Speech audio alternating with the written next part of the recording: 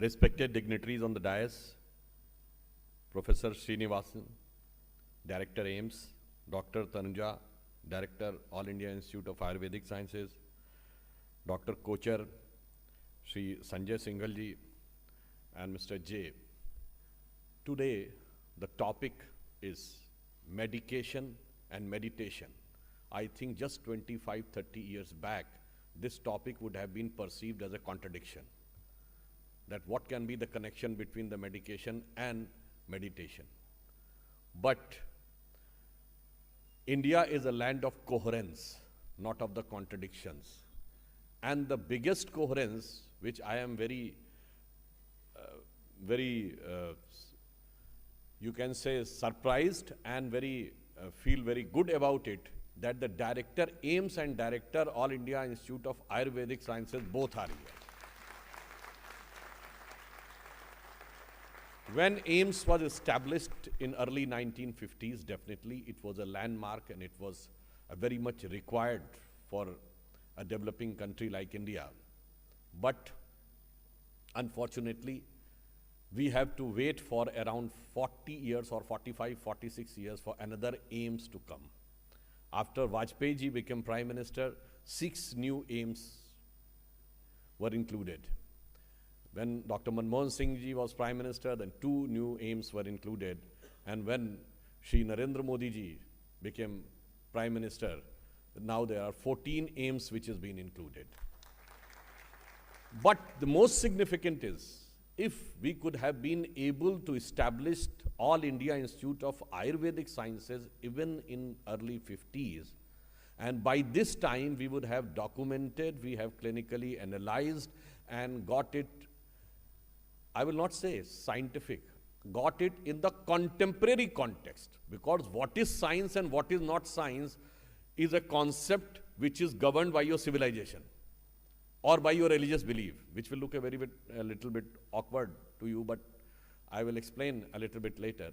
So I think in 70 years, we could have become a world leader. AIMS has done a wonderful thing. The doctors have done a very, you can say, glorious achievements. But after all, if you want to become the world leader, then you have to create an alternative technology. You have to change the paradigm of the knowledge. Because by following the established paradigm, you can become a big country, you can become a prosperous country, you can become a powerful country, but you cannot become a world leader. For example, you take today, the most powerful country is considered America. How it became most powerful? Before Second World War, the entire power center of the world was in Europe. Because to become the powerful country, the country should have mechanized infantry, maximum fighter planes, Patton tanks, artilleries. These were considered your assets to become the powerful country. Suddenly, US invented atom bomb. And the entire paradigm shifted. Your thousands of tanks are useless in front of one atom bomb. So the paradigm of the technology shifted, the paradigm of the power shifted. So if we want to become the world leader, we have to think about the alternative paradigm. And from our traditions, we are having a very rich knowledge base of the alternative paradigm, which was initiated when Prime Minister Shri Narendra Modi assumed office. You remember the first major work which he has undertook at the international level to get the recognition of the International Yoga Day. And more than 170 countries have not only become supporter of the proposal, they have become the second proposer of the proposal. And it is in the entire history of United Nations, no proposal has got more than 170 second proposals. And that was including more than 40 Muslim countries. And you have seen last year, 135 countries representative were there doing yoga on the last Yoga Day in June in front of United Nations when Prime Minister Modi ji was doing there. What was this yoga? It was nothing but, you can say, a totally different paradigm of curative and preventive process. When we talk about medication, it starts with a definition that if it is asked which person can be considered healthy, then the definition is if he or she is having no disease, then he or she can be considered healthy. It means the definition of health is related to disease. On the contrary, if in Indian tradition, if you ask can be considered healthy, so the Sanskrit and Hindi and in most of the Indian languages, the word is swasth. Swasth means swa-ist. Its all faculties, all energies are settled in itself with all its balance. So there is a difference between rogi or nirogi hona or swasth hona.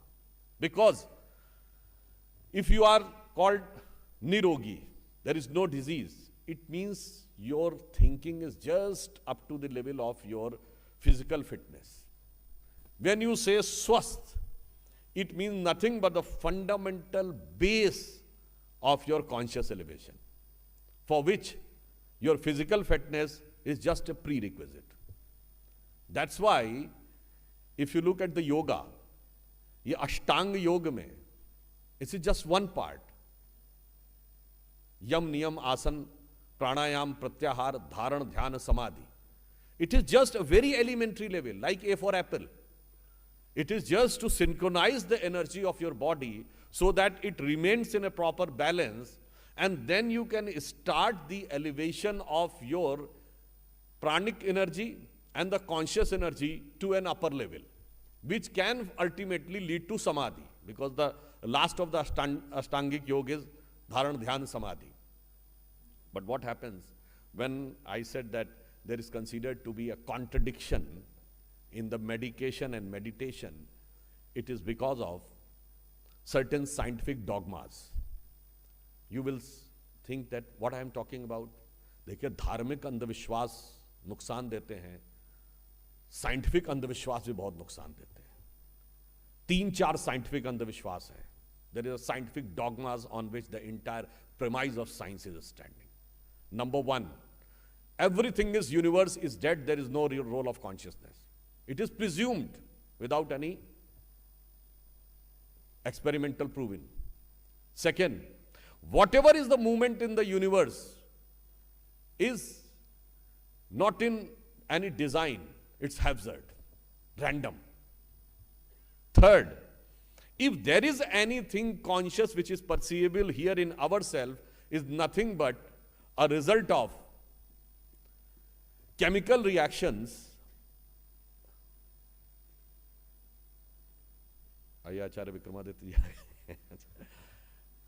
It is nothing but the chemical reactions in our cellular microbiological organism. अब ये 3 scientific अंधविश्वास के ऊपर पूरी science टिकी हुई है.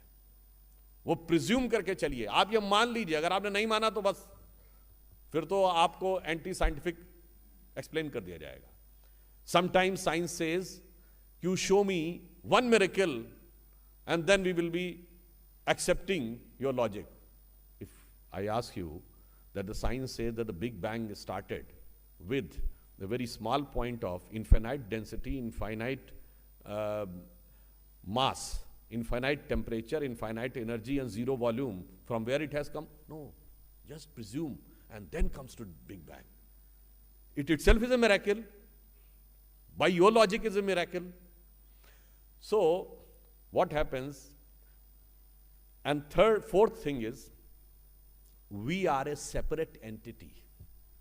We are not part of this entire universe or ecosystem. Why it has started? Because I have said that scientific belief is governed by your cultural civilizational belief. Because if you look, Aristotle has written a book, Nature, in which it has said that all the elements of nature are for the service of the mankind. Man should become possessors and masters of nature. It means from the point of inception, you are considering yourself different than the nature. Then Francis Bacon and René Descartes says in Western theology that entire nature will be in wilderness if the man is not there. Then they go one step ahead, that man should be able to subdue nature. You know, the subdue is an English word which means to suppress. But some of the people might be knowing, or most of the people will not be knowing, it's not originally an English word. It is a Hebrew word, which physical meaning is bhale ki nok se dabana. It's not to suppress. Bhale ki nok se dabana. It's a very strong military connotation with a very ruthless suppression. The subdue is a word. So, then how it got connected with the scientific development? Today, Chandrayaan is approaching to have a soft landing on moon, and we hope and pray that it will become successful around 6 p.m. today. But if you remember, when the first man went into space, though this event in April 1961, this event is much before when we were born, but we have read in the books, when Yuri Gagarin entered into space in April 1961, what is written in the books? Man has conquered space. As if space is an enemy needed to be conquered. It has come from the theological thinking of what Aristotle wrote in Nature. I am not going in the religious books, though it is there, very much there in the religious books also, but I am not touching the religious books aspect. I am just saying the philosophical aspect. Whether it is Francis Bacon, René Descartes, all says, and from there the concept. During our childhood, we were asked to write a letter. क्या मनुष्य ने प्रकृति पर विजय प्राप्त कर ली है? समुंदर के ऊपर ब्रिज बना दिए हैं, पहाड़ काट के सड़कें बना दिए हैं, जंगल काट के शहर बना दिए हैं, नदियों पे डैम बना दिए हैं, कितना बड़ा चेंज कर लिया है. But look, there is a fundamental difference, and what is the reality? In our culture, our concept, we considered Matah Bhumi Putro Ham Prithivya. It is written in the Vedas that this earth and this nature is like our mother and we are like its son. और माता से पोषण लिया जा सकता है, शोषण की नहीं सोची जा सकती है.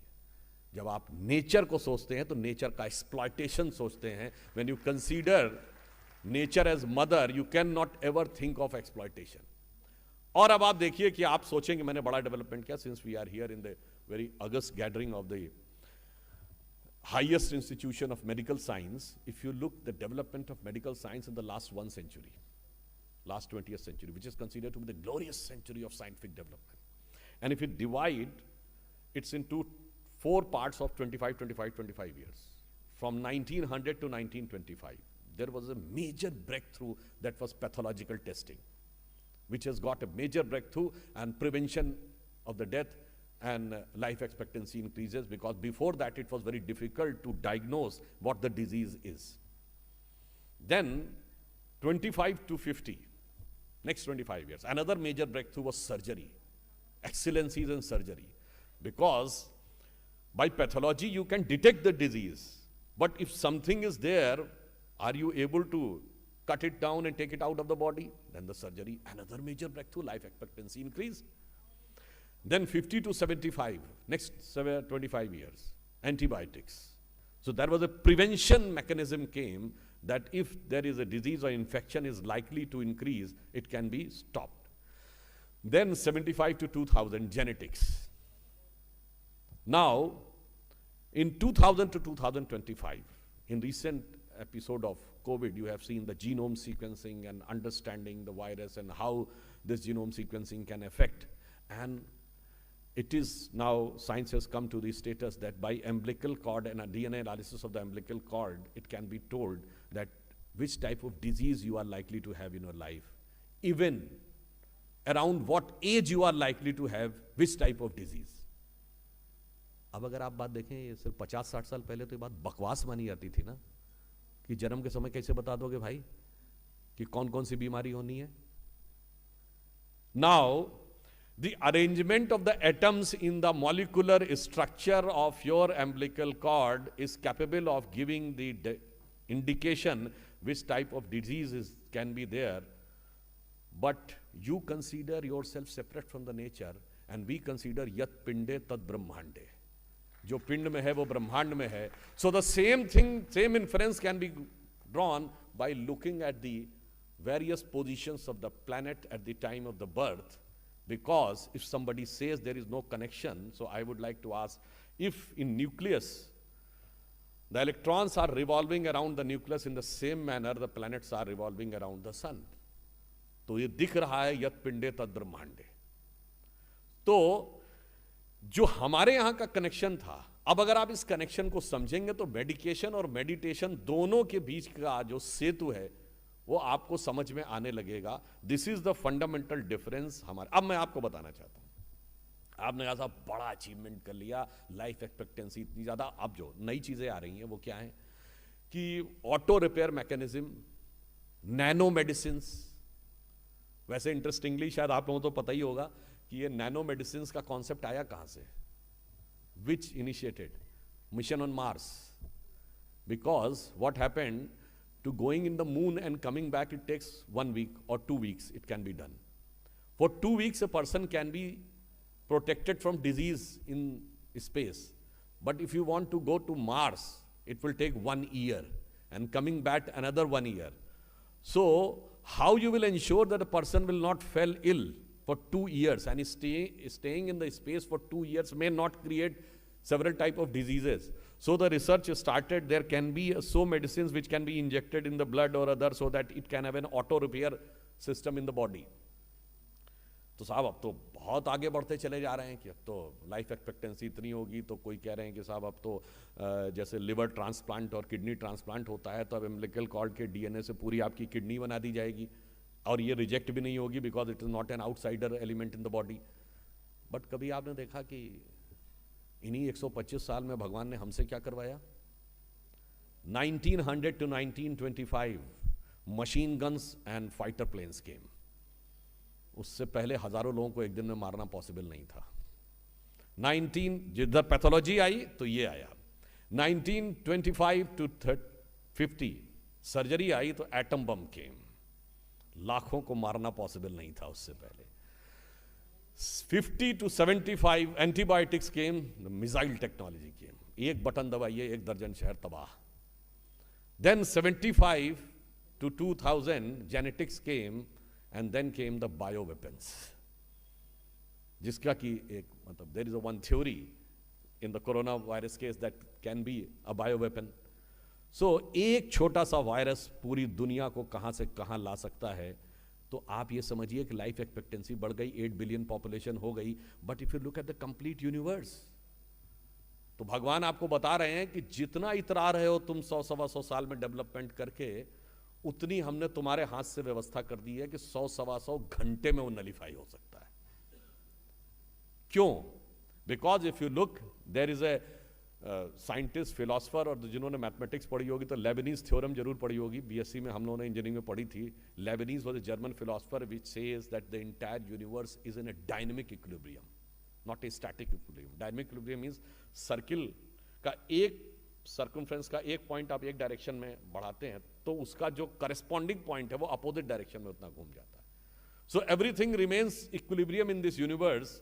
If you achieve in one direction, you are living in other direction, losing something in the other direction. So that's why जब हमारी थिंकिंग थी तो वो क्या थी, अंदर से लेके बाहर तक, जो मैंने यत पिंडे तद ब्रह्मांडे कहा, तो वो अंदर से लेके बाहर तक की थिंकिंग थी। और वो बाहर तक आप पहुंचेंगे कैसे?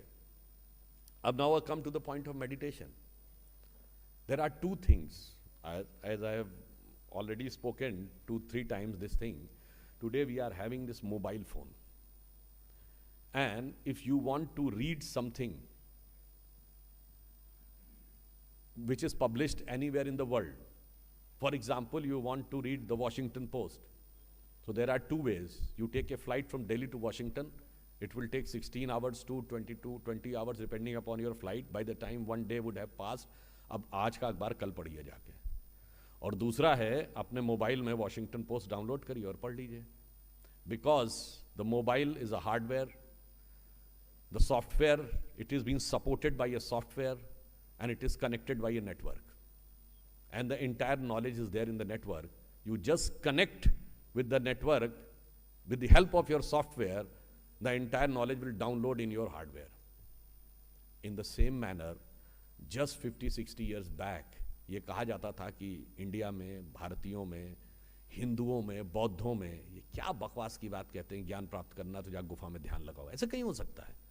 How illogical you are, how unscientific you are. आज आपका मोबाइल आपको बता रहा है। इन द सेम मैनर आप ये समझिए, our body is a hardware, our consciousness, मन बुद्धि चित्त अहंकार is a software, and there is a connecting network. Even 40 years back आप दुनिया की जितनी भी किताबें हैं वो मोबाइल पे ले सकते हैं, तो लोग कहते हैं कितनी जीबी की मेमोरी हो सकती है? इम्पॉसिबल। अगर इतना बड़े कमरा भी रख दिया जाए तो इतनी मेमोरी नहीं हो सकती किसी मशीन की कि millions and millions of books. You know today in YouTube there are 800 million videos. 800 million videos are available on plus 800 million plus are available on YouTube. केवल 40 years बैक आप कहते हैं कि साहब इतने बड़े कमरे के बराबर की भी मेमोरी डिस्क लगा दी जाए तो 800 million वीडियोस नहीं आ सकते। Today they are not in the disk, they are in the network. So in the same manner, there are several things in the network. We have to connect to that. तो अब उसके लिए क्या कहा जाता है कि अंदर उतरो। There are faculties you have to connect your software with the network. और कनेक्शन नेटवर्क का कैसे होगा? You have to do some programming in your software, not in the network. Network में तो जो है ही है। You have to program in your software, like if you want to connect to Wi-Fi, तो Wi-Fi का आपको ऐप डाउनलोड करना पड़ेगा ना। तो यही कहा गया है कि आप अपने अंदर की कॉन्शियसनेस का जैसे ही मॉडिफिकेशन करते हैं, gradually it starts connecting to the outer world, and then how peace of mind and stress comes. इसको आप ऐसे समझिए कि अगर कोई स्मॉल ऑब्जेक्ट है with a small size and small weight, उसके ऊपर कोई भी प्रेशर पड़ेगा तो वो जल्दी डिस्टर्ब हो जाता है। वही धरती के ऊपर कुछ भी हो, कोई फर्क नहीं पड़ता, because the magnitude and gravity becomes huge. In the same manner, till your consciousness is confined to your body, you are more susceptible to be outside pressures. The moment it starts increasing and the sphere starts increasing, your effect of sustaining any stress or negative thought becomes more. दूसरा example देख लीजिए, केवल आपके शरीर में दर्द होता, आपको ज्यादा तकलीफ होती है, उसी समय आपके बच्चे के तकलीफ हो जाए, आप अपनी तकलीफ भूल जाते हैं, because your consciousness has pervaded your life, your body and connected to someone else. अब आप सोचिए कि अगर आप इस कॉन्शियसनेस को पूरी सोसाइटी के साथ कनेक्ट कर दें, तो अब क्या होता है कि जो आप नीचे उतरते हैं तो आपका कनेक्शन ऊपर भी होता चला जाता है। By default, your sustenance capacity becomes strong. And the entire objective of meditation is to search for that ultimate energy in yourself. And that ultimate energy is already embedded in yourself. You are unaware of that. Like you are having a device, you have not just connected to network, otherwise everything is there. तो क्या होता है कि जब आप connect करते हैं तो हमारे यहां सारा सिस्टम क्या माना गया है? Entire journey is inside, not outside. Even आप ये देखिए कि जो विचारधारा बाहर से आई है, इस्लाम बाहर से आया, उसमें भी थॉट क्या आ गया? एक उर्दू का शेर है कि हम आप ही को अपना मकसूद जानते हैं। मकसूद मतलब कहते हैं ना, मकसद वर्ड आप जानते हैं ना, मकसद means what is your objective, Maqsood means destination. I am my self my destination. हम आप ही को अपना मकसूद जानते हैं, अपने अलावा किसको मौजूद जानते हैं, खुद अपनी राह खोजने हम जलवागर हुए थे, इस राज को तो केवल महदूद जानते हैं। महदूद means very few. So what is our main objective is to search for yourself. और जब आप सर्च करते हैं तो finally what happens, you remove the outside elements and you finally reach to the purest level of your consciousness. और जब आप वहां पहुंचते हैं तो you feel the zero. और आप में से जिन लोगों ने सुना होगा कि जब मेडिटेशन की एक स्टेज होती है जिसमें कहते हैं कि आपको बाहर की कोई आवाज़ नहीं सुनाई पड़ती, अनहद नाद सुनाई पड़ता है, जो कहा जाता है कि हार्ट के अंदर होता है, जिसे कहते हैं अनहद। तो इसके लिए एक दोहा है कि जात हमारी ब्रह्म है और माता पिता है राम, और घर अपनों है शून्य में अनहद में विश्राम। तो जब आप शून्य में अंदर पहुंचते हैं, अब शून्य से होता क्या है? That zero connects you to the infinite. That's why in the mathematics also you divide anything by zero, the resultant is infinite. And this infinity is attained irrespective of the value of the numerator. Whether you 1 divide by 0 or 1 billion divide by 0, it's always infinite. So that's why equality is also there. और इसीलिए अगर आप सबने ध्यान दिया हो, हमारे यहाँ बड़ा फेमस श्लोक है, हम सब ने सुना है, उसका अर्थ किसी ने ध्यान नहीं दिया। गुरु और शिष्य के संबंध के बीच में है, ओम पूर्णमिदं पूर्णमदः पूर्णात् पूर्णमुदच्यते पूर्णस्य पूर्णमादाय पूर्णमेवावशिष्यते। इसका अर्थ हुआ ओम पूर्णमिदं, यह पूर्ण है, पूर्णमदः, मैं भी पूर्ण हूं, पूर्णमिदं पूर्णमदः पूर्णात् पूर्णमुदच्यते, पूर्ण में से पूर्ण को निकालना है, पूर्णस्य पूर्णमादाय, मैंने पूर्ण में से पूर्ण को निकाला, I have took infinity out of the infinity, the residual is infinity. इसीलिए there is a fundamental difference in our concept, because education and meditation, how it connects. Education is a Western concept which says that you can be considered educated if there are certain things implanted or information implanted in your mind. वो चीज irrelevant होने वाली है अगले 25-30 साल में। अभी तो गूगल ने आधा irrelevant कर दिया है, अब आर्टिफिशियल इंटेलिजेंस और कर देगी, और जब 5G और 6G आ जाएगा तो इंफॉर्मेशन होना कोई बड़ी बात नहीं, आपसे ज्यादा इंफॉर्मेशन आपकी डिवाइस में है और आपसे ज्यादा एक्यूरेटली वो उसको प्रेजेंट कर सकता है। That is not important. तो हमारे यहाँ एजुकेशन क्या मानी गई है? आप में से बहुत से लोगों को शायद ना पता हो what is the literal meaning of the word shishya. Shishya is an adjective of the word shesh, which is in Sanskrit, Hindi and most of the Indian language. Shesh means residual, इतना निकाल लिया तो इतना शेष बचा। शेष का एडजेक्टिव है शिष्य। It means the fundamental of duty of Guru is not to impart knowledge. Knowledge is already there in the network. Knowledge is already there inside your disciple. You have to just remove the cover of Maya.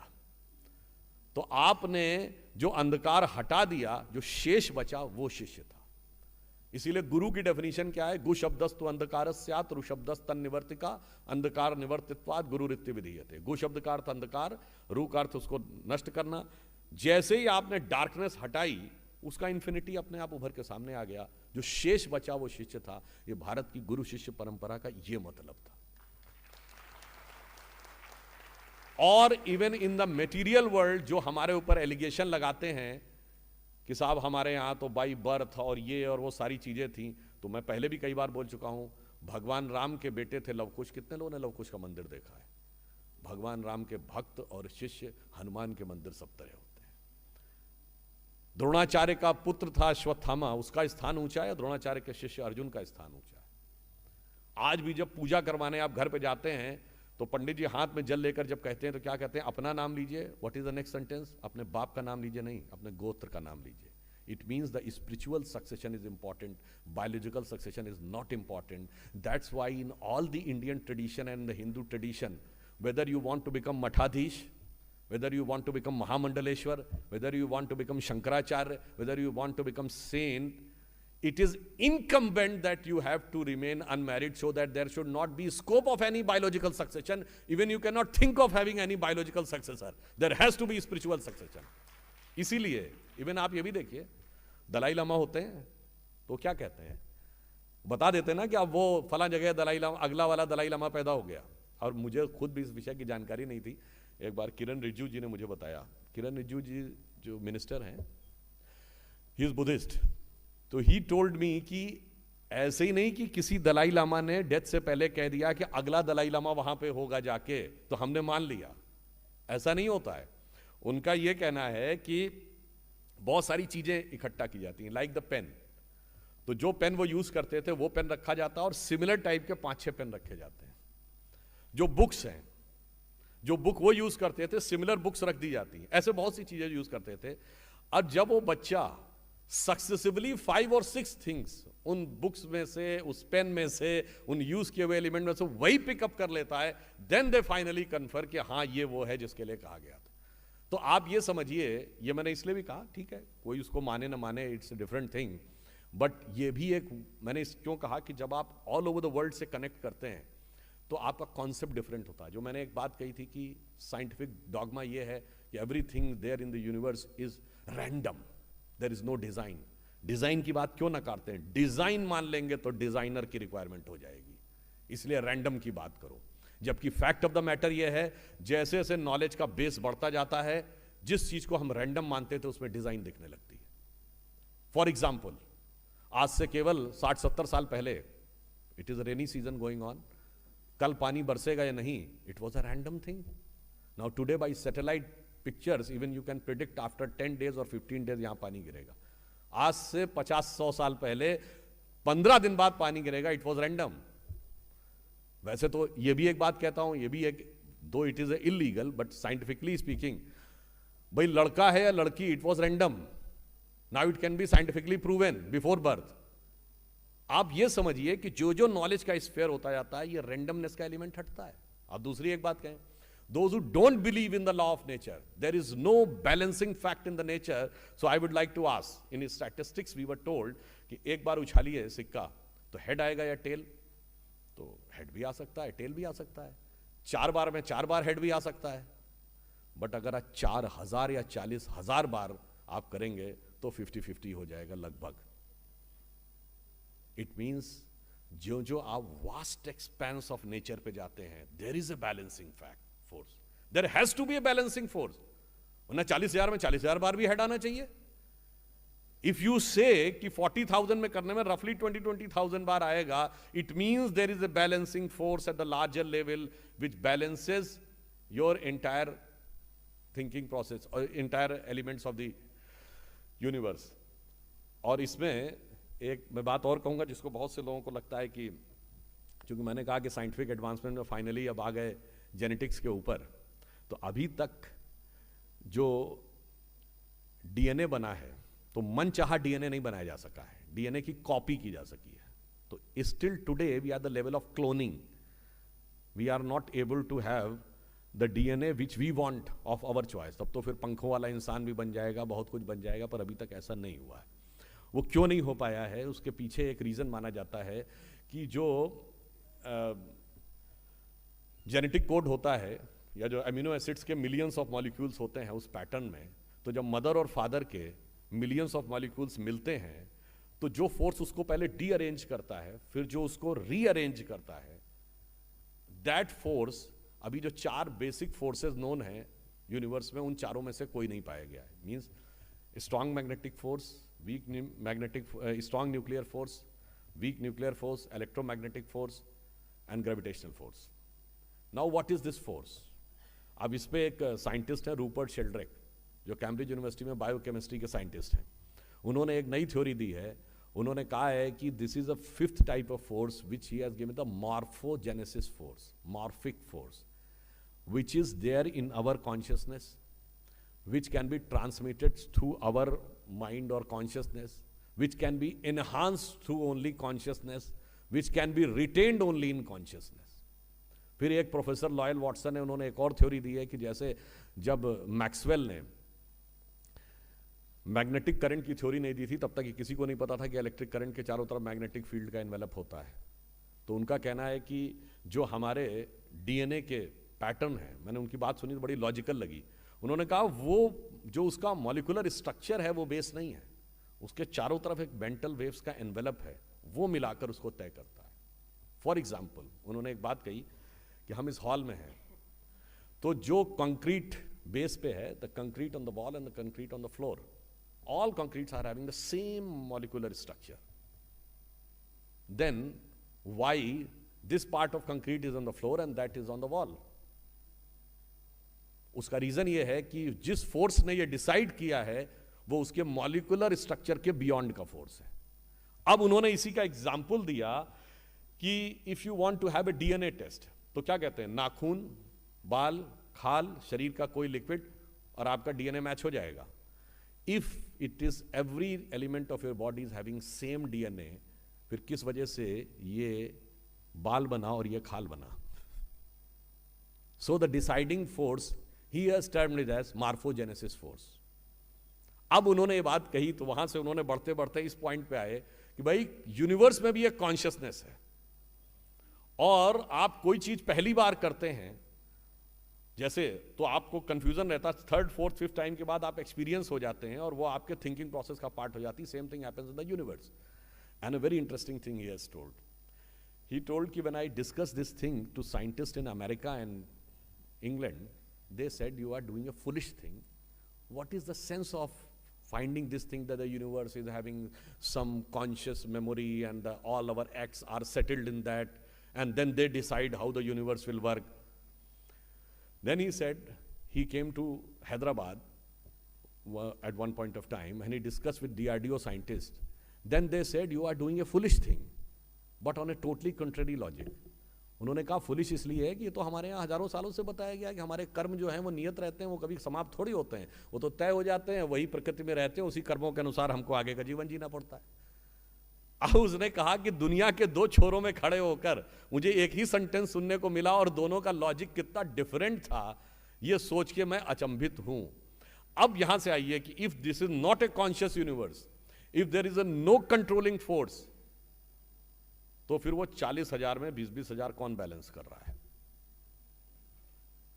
एक और बात आप सोचिए कि अब जैसे आचार्य जी yellow colour की ये पहने हुए हैं, आपको भी येलो दिख रहा, हमको भी येलो दिख रहा है। अगर हम सब रैंडम हैं और टोटली अलग हैं तो आपको ग्रीन और हमको येलो दिखना चाहिए। Who is deciding that everybody should look it as yellow? There has to be a collective wisdom also, जिसे वेदों में कहा गया महत। एक सत है, एक महत है, एक हमारी बुद्धि है। तो इसलिए मैंने कहा कि जब आप मेडिटेशन करते हैं तो आप उस रियाल्म्स में जाते हैं जो आपको उस लेवल पे कनेक्ट कर देता है जहां इमेंस पावर मिलती है, जहां इमेंस नॉलेज मिलती है। और वो कैसे मिलती है, ये मैं फिर एक बार इसको रिपीट कर देना चाहता हूं। और हमारी नॉलेज हम भूले हुए होते हैं, वो सारी नॉलेज हमारे अंदर है, किसी के अंदर कोई कमी नहीं रहती है। जैसे आप जो कुछ भी देख रहे हैं सब आपके माइंड के अंदर जाके सेटल होता रहता है, बस रिट्रीविंग का ही तो प्रॉब्लम है।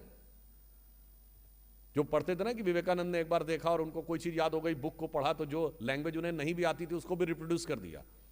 या जैसे आपने सुना होगा इवन टुडे शतावधानी मुनि, अभी बेंगलुरु में 4-5 साल पहले एक जैन सेंट लड़का था यंग एज का। Shatavadhani means 100 people are sitting and all 100 have asked one question, and after completing the 100 person he will reply in the same sequence the answer of all the 100 persons. These are called shatavadhani, यानी 100। ऐसे ही सहस्रावधानी भी होते थे, 1000 people का भी वो question का answer उसी सीक्वेंस में देंगे। दिस जस्ट शोज कि what the level of mind और our faculties and conscious faculties we are having. तो इसलिए हम सिर्फ ये कहना चाहते हैं कि when we talk about medication and meditation, तो मेडिकेशन एक बेस बनाता है, मेडिटेशन एक लॉन्चिंग पैड है जो हमें वहां तक ले जाता है जहां जाने के बाद ये जो आपका फिजिकल वर्ल्ड के भी बियॉन्ड चले जाते हैं। अब इसको आप ऐसे भी समझ लीजिए, मैं जो एग्जांपल देना चाह रहा था, आप कहेंगे ठीक है सब बातें कह दी थ्योरेटिकल हैं, ऐसा होगा कैसे? How is it possible? How we will be able to achieve? अब मैं इसका आपको बिल्कुल एक टेक्निकल आंसर देता हूं जो बिल्कुल साइंटिफिक एस्पेक्ट पे होगा। आप हाथ में मोबाइल लिए हुए हैं या घड़ी लिए हुए हैं, अचानक आपके हाथ से मोबाइल छूट के गिर जाए जमीन पे, तो जैसे ही ठक से मोबाइल होगा वैसे ही आपके दिल में धक होगा और बाकी यहां बैठे हुए किसी व्यक्ति के ऊपर कोई प्रभाव नहीं पड़ेगा। It means there is a action on one object, means or your mobile or your watch, and reaction in your mind. So strictly speaking in scientific terms, the third law of Newton says there can be an action and reaction on two objects only if they are having a one connection. इसका मतलब आपके mobile या आपकी watch का आपके mind के साथ एक कनेक्शन बन गया है, और अगर कनेक्शन बन गया है तो थर्मोडायनेमिक्स का लॉ ये कहता है if two objects of variable energy level comes in contact with each other, the energy flows from higher to lower. तो किसका एनर्जी लेवल हाई है? आपके ब्रेन का या आपकी वॉच का? आपके ब्रेन का। तो जैसे ही आपने कहा मेरी घड़ी, मेरा मोबाइल, मेरी कार, मेरा मकान, मेरा ये से आपने कहा कि what is happiness? Happiness is an energised state of mind. यही तो होता है, when you are happy you feel energised, and your energised state of mind has got entangled with an number of objects. मुझे ये खाना अच्छा लगता, मुझे पहनना अच्छा लगता, मुझे घूमना अच्छा लगता है, ये मोबाइल मिल जाए, ये गाड़ी मिल जाए, ये मूवी देखने को मिल जाए, वगैरह वगैरह, से 20 ऑब्जेक्ट्स। तो your energy of mind is entangled in 20 objects. अब आप इसको कम करना शुरू करिए, 20 से 15 पे ले आइए, तो x/15 is equal to value x 20 से ज़्यादा हो गई, नेट वैल्यू बढ़ गई। By law of conservation of energy आपके अंदर वो एनर्जी रह गई। 15 से 10 पे आ गए और एनर्जी बढ़ गई, 10 से 5 पे आ गए और एनर्जी बढ़ गई। अब 5 से आगे की यात्रा बहुत डिफिकल्ट है। ये 5 चीजें हैं: भोजन, वस्त्र, आवास, श्वास और ईगो, एग्जिस्टेंस। तो अब आगे की यात्रा साधु करते हैं। पहले आवास छोड़ दिया तो x/4 हो गया। अब उन्हें उसकी जरूरत नहीं है मकान की। जैसे नागा सन्यासी रहते हैं, तरुतल भिक्षा करतल व्यास, मतलब तरुतल वास, करतल भिक्षा तरुतल वास। देन वो क्या करते हैं, वस्त्र छोड़ देते हैं, जैसे जैनों में दिगंबर और नागा साधु। अब दिशाएं ही मेरा अंबर है। Now consciousness has reach to that level, x/3 हो गया। अब फूड, अब वो उस लेवल में कॉन्शियसनेस पहुंचती है जहां पर कि आपको किसी वर्ल्डली मटेरियल से एनर्जी नहीं लेनी है, आप सीधे कॉस्मिक एनर्जी ले सकते हैं। तो there is no need of food, तो x/2 हो गया। अब 2 चीजें बची, श्वास और योर एग्जिस्टेंस। अब जब तक आपकी ब्रीदिंग चल रही है, then you are alive. If the breathing stops, you are dead. तो your existence is bound by the breathing, but the moment you are able to make your existence independent of breathing, जब मैं चाहूंगा तो सांस चलेगी, जब नहीं चाहूंगा तो सांस नहीं चलेगी, तो x/1 हो गया। x/1 is equal to x, आत्मस्वरूप का साक्षात्कार हो गया। यही समाधि की अवस्था है जो योग के उच्च पे जाती है। बट अभी एक चीज रह गई, me, myself, one person, my name, my identity. The moment your consciousness becomes independent of your identity and existence, the value of n becomes 0. x/0 is equal to infinity. अब सारी अनंत ऊर्जा आपके अंदर आ गई। और आप यूं लास्ट में समझ लीजिए, ये मेडिटेशन आपको कहां पे ले जाता है।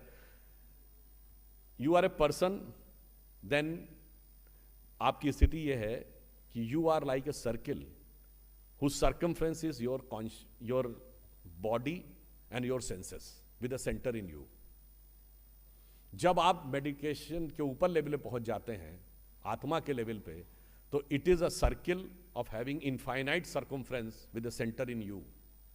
बट लॉजिकली मैथमेटिक्स अगर पढ़ा हो तो इनफाइनाइट रेडियस का जो सर्किल होगा उसका सेंटर फाइनाइट हो सकता है क्या? नहीं। इनफाइनाइट रेडियस के सर्किल का सेंटर एवरीवेयर होना चाहिए। तो द मोमेंट आप ये रियलाइज करेंगे तो आप स्वयं परमात्मा हो जाएंगे, और फिर आप कहेंगे हरि व्यापक सर्वत्र समाना और प्रेम ते प्रकट होए मैं जाना। Then you will be able to realise and you will be able to say Siya Ram मैं सब जग जानी, करहूं प्रणाम जोरी जुग पानी। तो ये बिल्कुल साइंटिफिक एस्पेक्ट है। और मैं फाइनली एंड करते हुए ये कहना चाहूंगा, अभी प्रधानमंत्री जी ने 15 अगस्त को क्या कहा कि 25 वर्ष हमारे पूरे हो रहे हैं। ये आने वाले 25 वर्ष अमृतकाल है भारत का, जिसमें 75 ईयर से लेके हम 100th ईयर कंप्लीट करेंगे। और पिछले 15 अगस्त को जब ये अमृतकाल शुरू हुआ तो उन्होंने 5 संकल्प दिए थे और कहा था उसमें क्या है, 5 ऑब्जेक्टिव्स है। नंबर 1, इंडिया को 2047 तक नंबर 1 की इकोनॉमी और डेवलप्ड कंट्री बनाना है।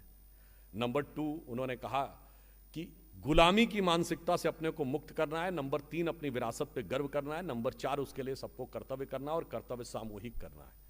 तो अगर आप देखें तो अगले 25, अब इस बार उन्होंने क्या कहा, वो 25 साल का बेस जो बनेगा वो 1000 साल तक भारत का बेस बनाएगा। 1000 ईयर वो बेस कैसे बनेगा? फाइनली ये समझ लीजिए, मैंने सिर्फ इसलिए इतना बताया, हमारा राइज तो अब कोई रोक नहीं सकता। जो प्रधानमंत्री जी ने कहा यही समय है, सही समय है, the time of India has arrived. और इसको मैं एक बार फिर आपको रिमाइंड भी कर देता हूं, because all of you are highly educated persons of the society. आज से 2500 साल पहले India was the power centre of the world. We were the economic centre, we were the intellectual centre, we were the military centre. हमारा downfall हुआ 2005 years back. जब India का downfall हुआ, then who emerge as the power centre of the world? King Darius of Persia, आज का Iran. जब Persian empire का downfall हुआ, then who emerge as the power centre of the world? Mesopotamian empire, आज का Iraq.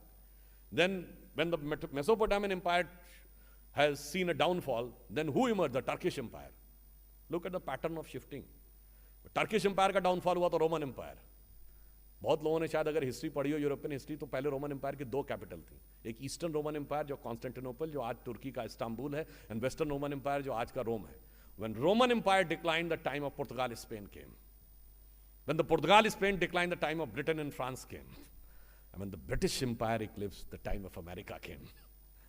America में आप देखें, the most prosperous is the west coast, San Francisco, Los Angeles belt. Now come 70-80 years back, Then came the time of Japan. Then come in the last 50, 60 years, the time came when the tiny countries were dominating the world economy, which were considered the tigers of the Asia Pacific, Hong Kong, Taiwan, Singapore, Macau. Now come in the last 20 years, China. अब China में तो deflation शुरू हो गया है, आपको जानकारी होगी, बहुत सारी चीजें. What next? इंडिया. तो इसमें कहीं कोई कंफ्यूजन नहीं है कि India is going to be the next, but the fundamental thing is G7 और G20 में आपने एक बात देखी होगी, जितने भी हेड ऑफ द स्टेट्स थे, सिर्फ हमारे मोदी जी ऐसे थे जो सूट कोट और टाई में नहीं थे.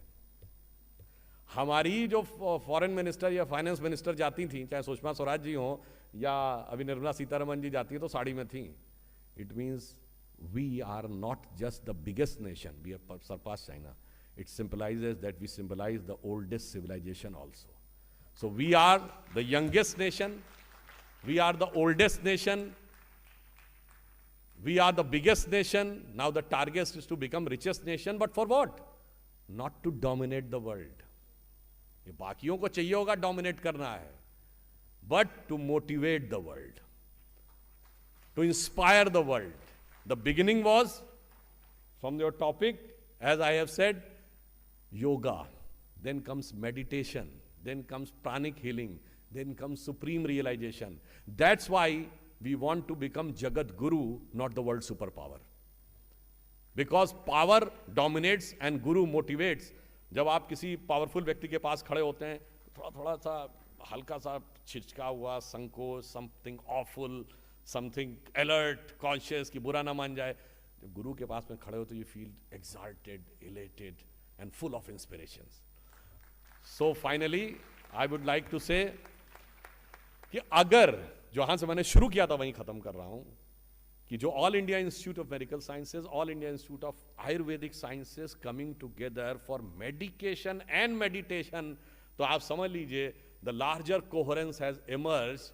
और जो हमारी प्राचीन ज्ञान है, जो हमारा प्राचीन नॉलेज है, वो पूरी दुनिया को एक नया डायरेक्शन देगा. जयशंकर प्रसाद जी हिंदी के प्रसिद्ध कवि हैं, उनकी एक कविता थी, अरुण यह मधुमय देश हमारा, जहां पहुंच अनजान क्षितिज को मिलता एक किनारा, अरुण यह मधुमय देश हमारा.